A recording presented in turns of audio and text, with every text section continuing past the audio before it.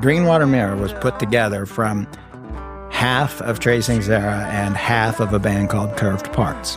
And we got in this band called Greenwater Mirror. Ironically, that name came from my mom was a German teacher at Tahlequah High School. And so there was a phrase said that was Grundwasserspiegel. No, it wasn't that. That's what we thought she said. Oh. And we thought Spiegel means mirror auf Deutsch. And so we thought, Greenwater Mirror, that'd be a good name for a band. And so Jeremy was like, Greenwater Mirror, what are you talking about? And I go, well, let's go drive out to the river. Stand on the side of the river and look. Mm-hmm. Greenwater Mirror. Mm-hmm. I love it. Yeah. Wow. Mm-hmm. You treat me like I'm nothing. Flick the cigarette out the window. You treat me like I'm nothing. Only warm when the cold wind blows. And goodness knows.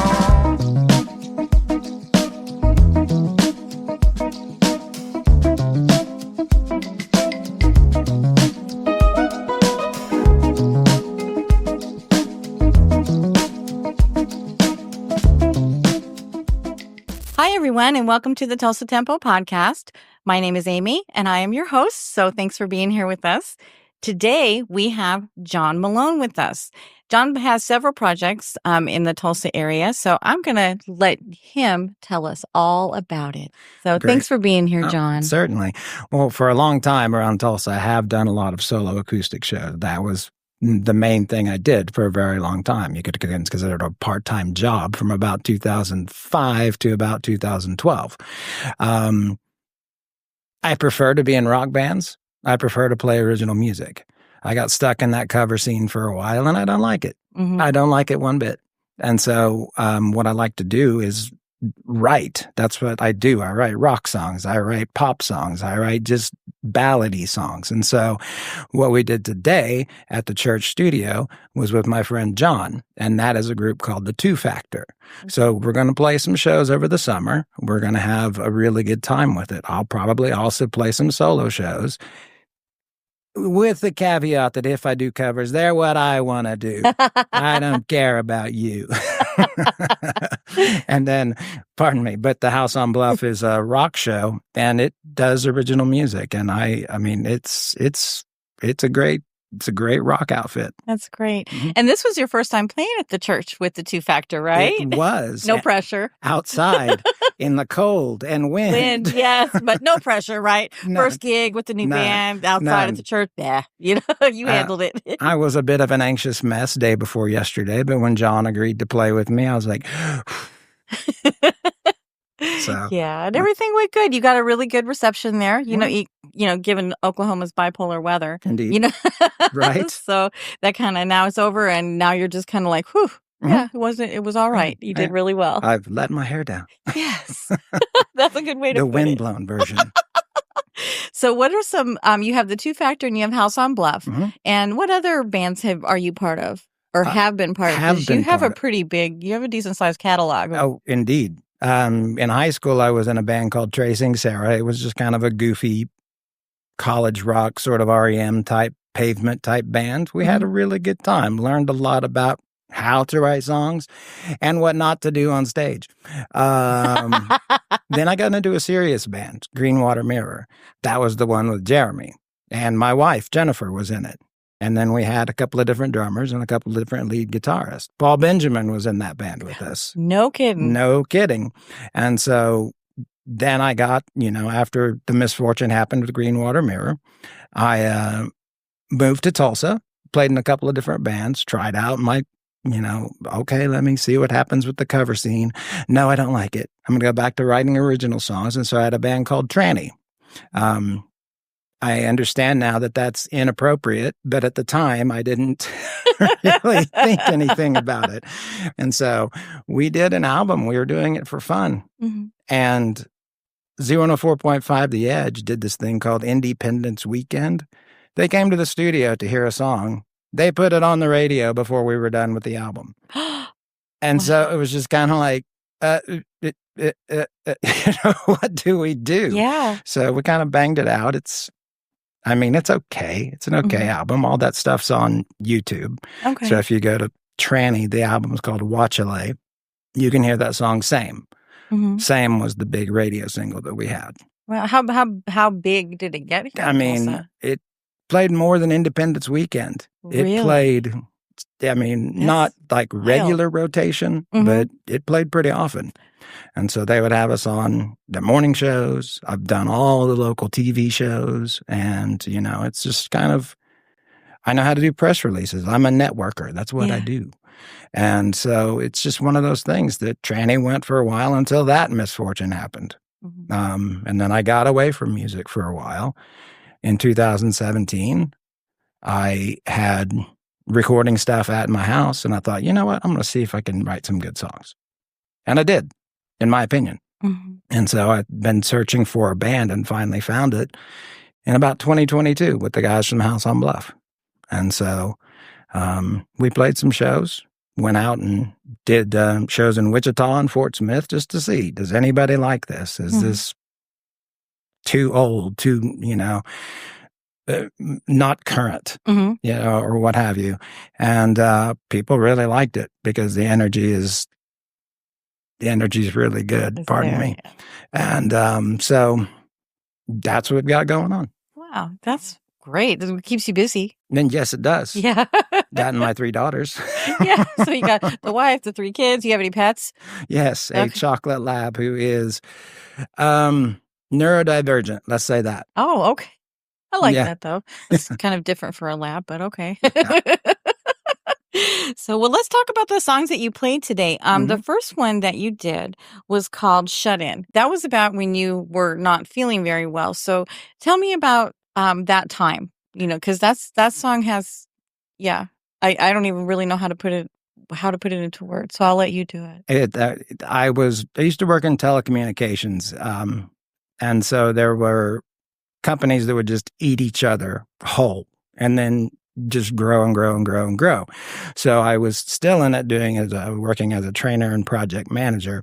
I had to travel everywhere. I'm not kidding. I would be in New York City. I'd be in Austin, Texas. I'd be in Chicago and Buenos Aires, Argentina, where I got stuck.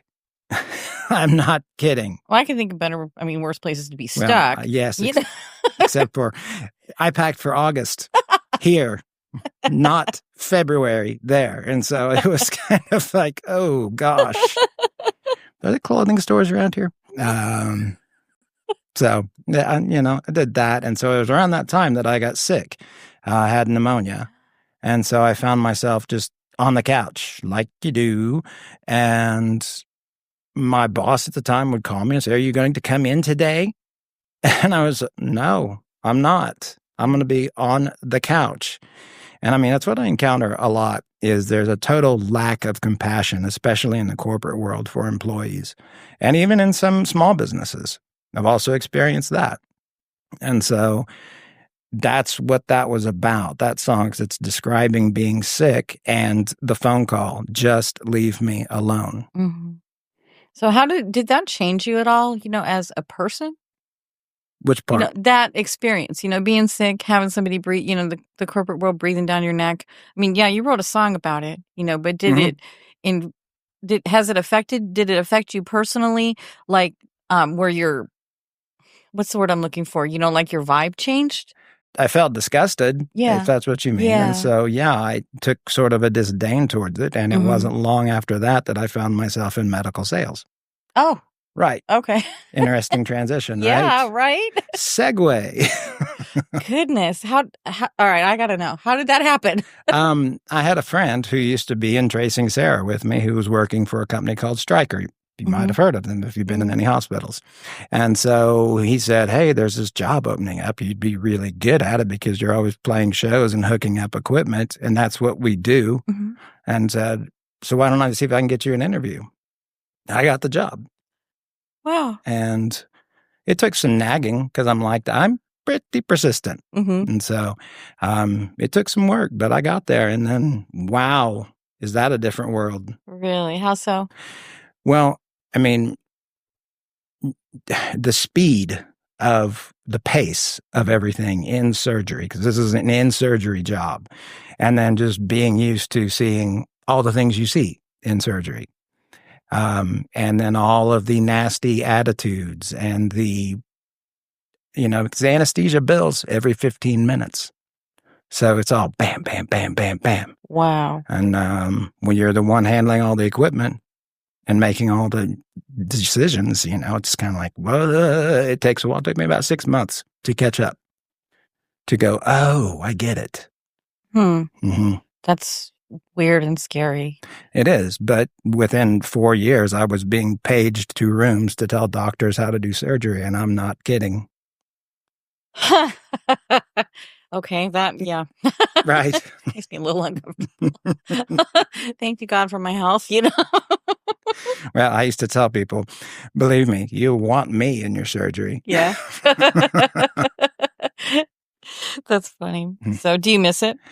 I do. I mean, I'd like to get back to it because you're around fairly intelligent people. Mm-hmm. And so that works out better for me than working at, say, a big box store. Mm-hmm. Because it's just not the same thing. Yeah. Yeah. That's interesting. I would have never guessed. Never in a million years. Yeah. So, all right. So we're going to listen a little bit to John's song, Shut In. And I hope you enjoy it as much as we did.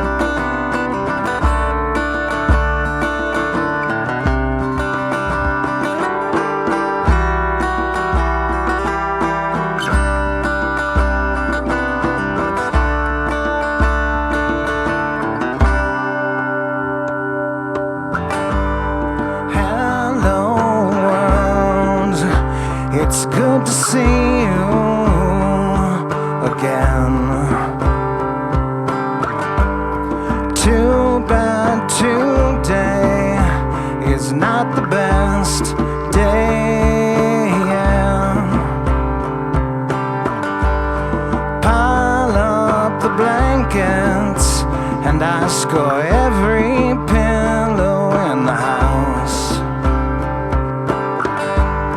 Climb inside the couch and block away the sun. Just leave me alone. I only wanna be still. Just leave me alone. When I'm better, I swear I will.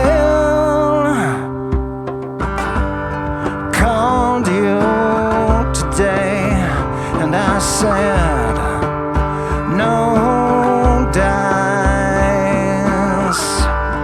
I've seen everything on TV and I can't look twice. Just leave me alone. I only wanna be still. Just leave me alone. When I'm better, I swear I will. I will. I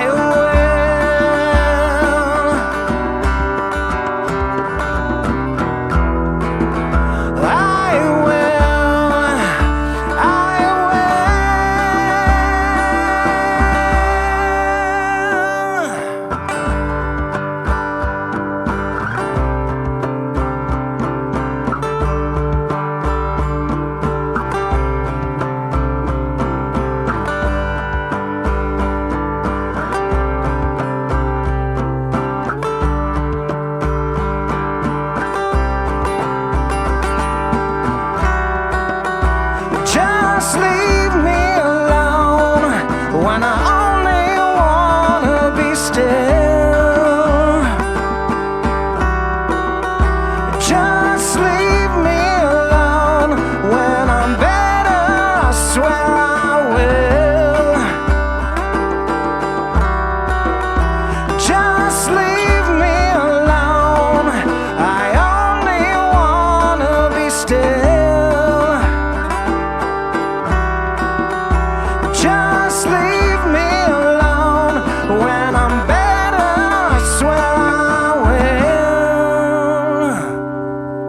Okay, so I hope you guys enjoyed that. It's a really good song. I hope the wind didn't mess up the tune too much because it is so windy here. I mean, Oklahoma is bipolar, right? Because we had an ice storm, and then like about a month ago, and then a week later, what was it, like almost 80? Yeah. And then we got warm again, and now it's cold again. Right. Yeah, it's totally bipolar. And possibly tornadic this evening. Again? Yes. Yeah, we had tornado warnings this weekend, so now you're saying we're going to get... That's great. That's something to look forward to, well, huh? Of the things I'm not a meteorologist, so... Too bad, because that's the easiest job in the world, right? Right. My dad calls them the weather guessers. Nice. So, well, the second song you did was called Fall Into Place. And we talked a little earlier, you mentioned that you got out of music for a while. So that song is about the time that you did get away from music. So why did you do that? What happened? Well, I was playing a lot from about 2004 to about 2008, 9 or so. Early in 2009, I was standing in an OR when I got a phone call that the guitarist in my band, Craig, had been in a motorcycle accident. He was in the neurotrauma ICU at St. John for 2 weeks before he died. Oh. You're right. God. Later that summer, 2 of my wife's uncles died, the only 2 I like. She lost this incredible job through no fault of her own. I was working 3 jobs at the surgery thing at Guitar Center and playing shows, trying to play shows. And then we lost my dad in December. So then I was trying to play a New Year's Eve show right after that happened. And I just collapsed into a ball on the floor, just sobbing. And so I was like, okay, I got to get away. This is too much. So I did. Would play a show here and there. Mostly I just got into soccer because I could coach my kids and we would just be soccer. Yeah. Don't think about music. Not moving around, yeah. Yeah. And so that's what got you through. So yeah, in 2017 when I came back, I mean, that's a riff I've been playing for quite some time. And I just recorded it and I thought, you know what? I think this is viable. And so why don't I make the lyrics about me coming back to doing music? Mm-hmm. That's why it says, welcome back to who I am. Yeah. So. Yeah, because that's in your soul. Music is your soul, I think. Don't you? Mm-hmm. It is. Yeah. So, but that, I can't imagine, that must have been really hard. That's a lot to deal with in a short amount of time. And I'm surprised I can talk about it. Yeah. Because normally I can't. Really? Yeah. So, well, thank you, for being so open with us. I appreciate that a lot. Yeah. It makes me a little misty because that's hard. We've all been through that. I mean, I can't say that I don't know anybody. I know every person I know has probably been through in music, some kind of really serious stuff. And what do? We write songs about it. Mm-hmm. Yeah. That's what we do. That's how we heal. Yeah. I think, so anyway, so we're going to listen a little bit to Falling Into Place that John played this afternoon. And I hope that you enjoy it.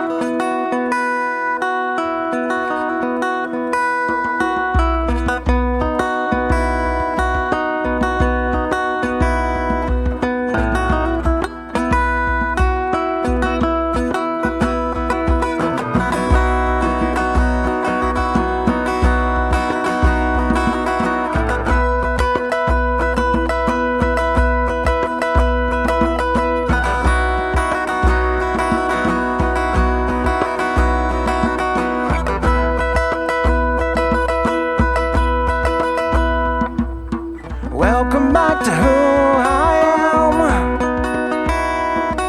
Your blankets covered me.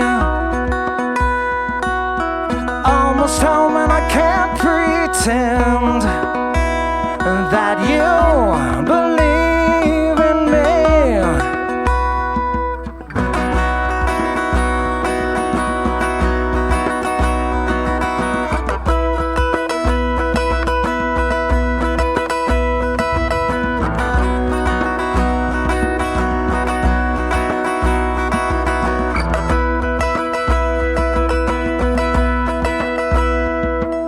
Welcome back to where you are. Your secret safe with me. Almost home and I can't pretend that you believe in me, that you believe in me.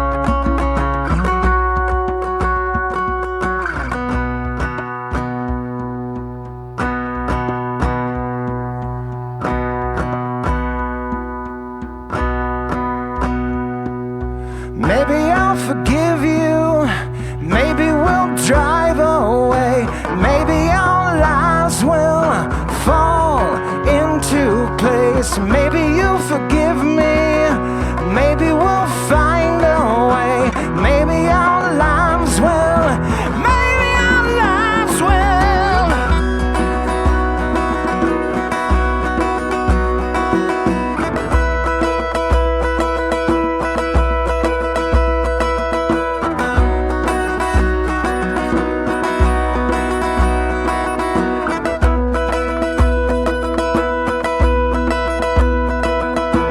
Maybe you'll forgive me, maybe we'll drive away, maybe our lives will fall into place. Maybe you'll forgive me, maybe we'll find a way, maybe our lives will, maybe our lives will. All right. Oof. You okay? Yeah. I know. I got a little shaky there for a minute. I just lost my very first friend in Tulsa. I moved here a couple years ago, and we both started. I worked at Airco, and we both started on the same day, same training class. I sat right next to each other. We were fast friends, and he passed away over the weekend. I'm sorry. And I'm like, no, when it happens, you don't believe it, and I just talked to him on my birthday, so like 10 days ago. Mm-hmm. And we were talking that we need to get together and go out and eat some Mexican food together. And I remember telling him I bought a dresser, and he has a daughter. And I'm like, well, you really should come over and put this dresser together for me. And he's like, why? I'm like, well, because you have a daughter, and daughters always need their dads to do stuff for them. I said, my dad's too old. He won't do it anymore. I'm like, but this can be a practice run for you when your kid calls you when she's in college or moves into her own place. And Dad, I need, so, and so Yeah. we always joked about that, so it's just, I don't think I've processed it yet. I still kind of can't believe that Takes he's a not while. around. Yeah. I mean, the stages of grief, they'll come and go too. Yeah. And then, Tea Garden, last year. Mm-hmm. And then I had someone else, pass last year. Tea Garden that hit hard. Yeah. Because he was one of the nicest guys I've ever met. Mhm. And we had another one, and it just kind of seems, it doesn't hit you right away. But man, when it does, Oh, yeah. whew, Yeah. and I don't know if I say unfortunately, I said, I think it's like half and half, like fortunately and unfortunately. Some of the best stuff that I've ever written has come from those moments where I was just Crushed. grieving. Yeah.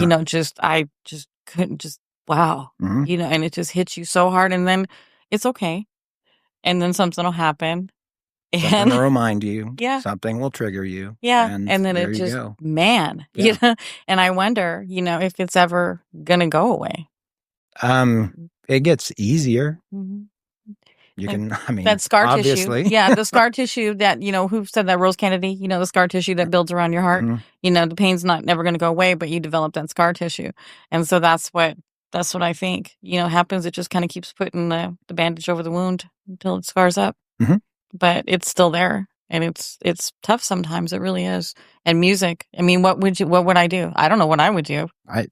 Obviously, I had to come back to it. I had to write about stuff. So Mm-hmm. And then that helps with the healing, It so really does. when you do that song, are you like picturing stuff like in your head, like, are you remembering those moments vividly or No, no? it's truly about, hey, this is where I belong, Mm-hmm. and I hope you like it. Yeah.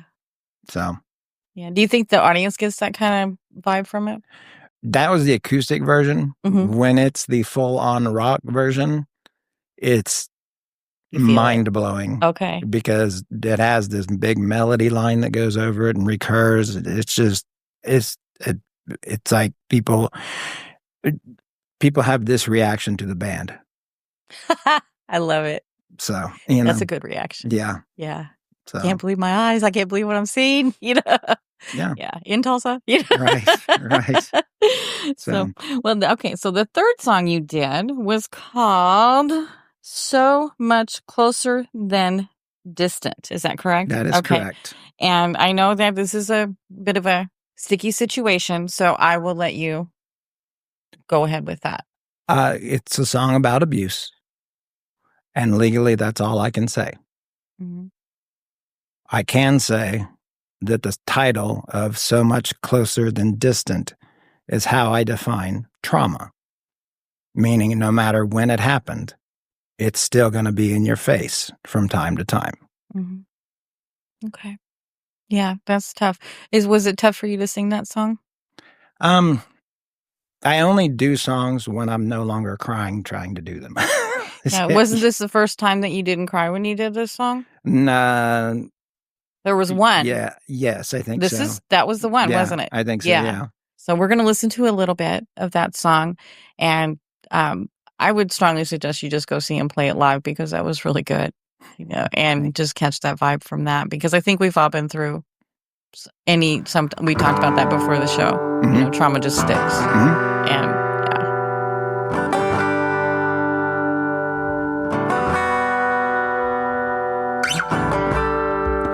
18 miles to go. Strike a match and touch your memory. Gather up the missing pieces and throw them down the well. So much closer. An explosion between the ears, a fine line between the fuses. Amnesia, rotten excuses. But take the match and watch it glow. So much closer, much closer than distant. Treat me like I'm nothing. Flick the cigarette out the window. You treat me like I'm nothing. Only warm when the cold wind blows. And goodness knows afternoons are for kicking rocks. Or maybe throw them as far as you can. Just like you, they will land between the heap and the flame. So much closer, much closer than distant. You treat me like I'm nothing. Flick the cigarette out the window. You treat me like I'm nothing. Only warm when the cold wind blows. And goodness knows I know the place you used to run. So shattered and so supposed to feel like home.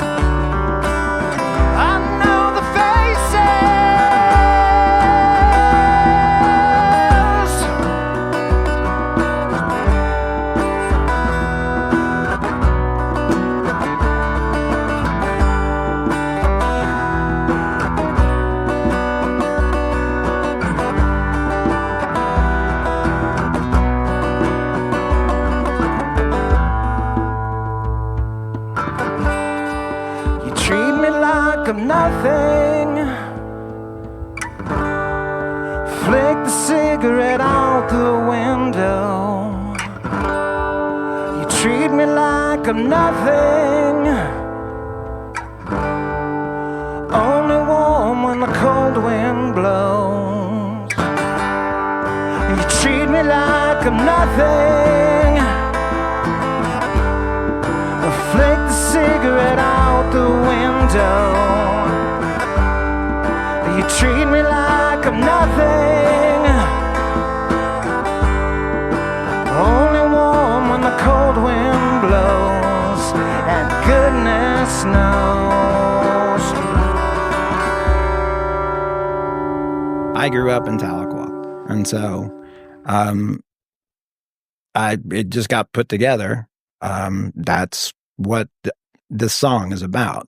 Rafters. This is about the Greenwater Mirror experience. Okay, so tell me about that. So Greenwater Mirror was put together from half of Tracing Sarah and half of a band called Curved Parts. And we got in this band called Greenwater Mirror.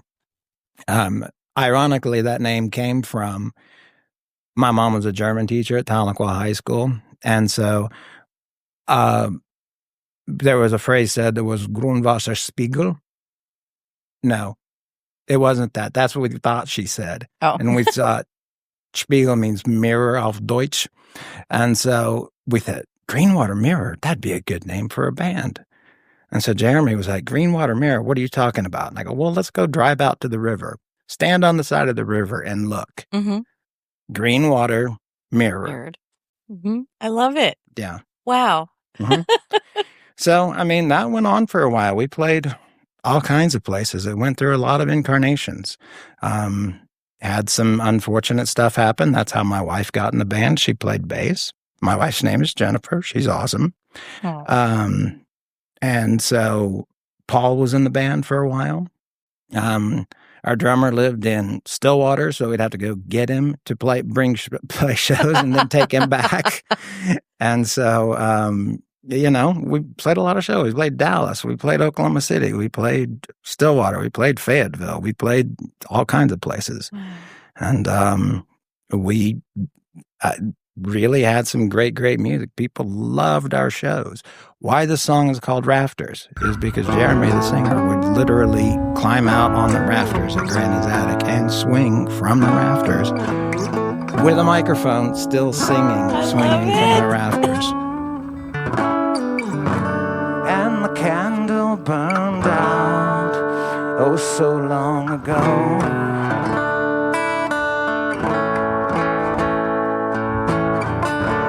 When it burns that bright, it won't last long.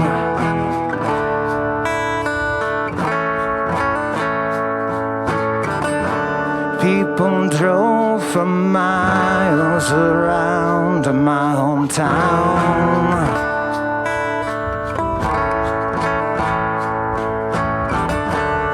to watch you death defy from the rafters.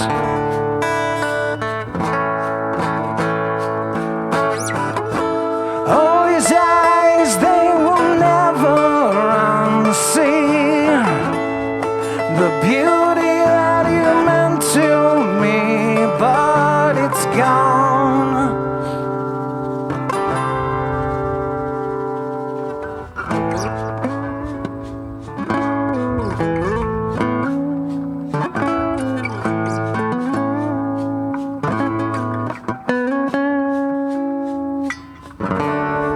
There was no better sounding board I could find.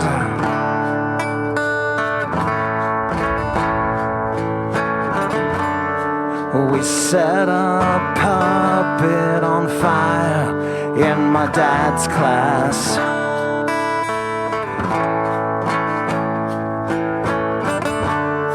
And the caravan on that cold day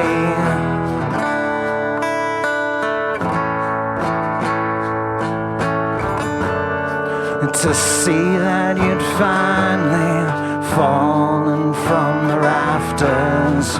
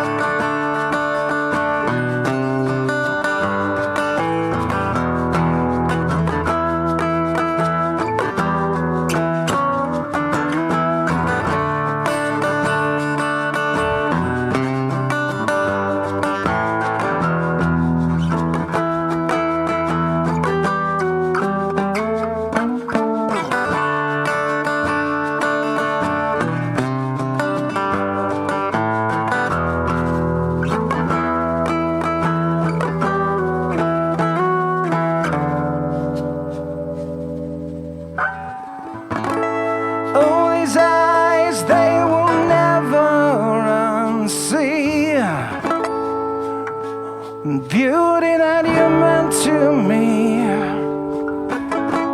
No, these eyes, they will never unsee. Oh, the beauty, yeah. Oh, the beauty, yeah. Oh, the beauty, yeah. Oh, the beauty.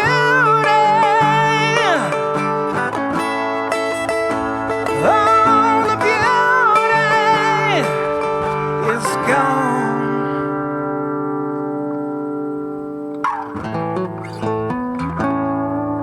That's the song I probably talked about.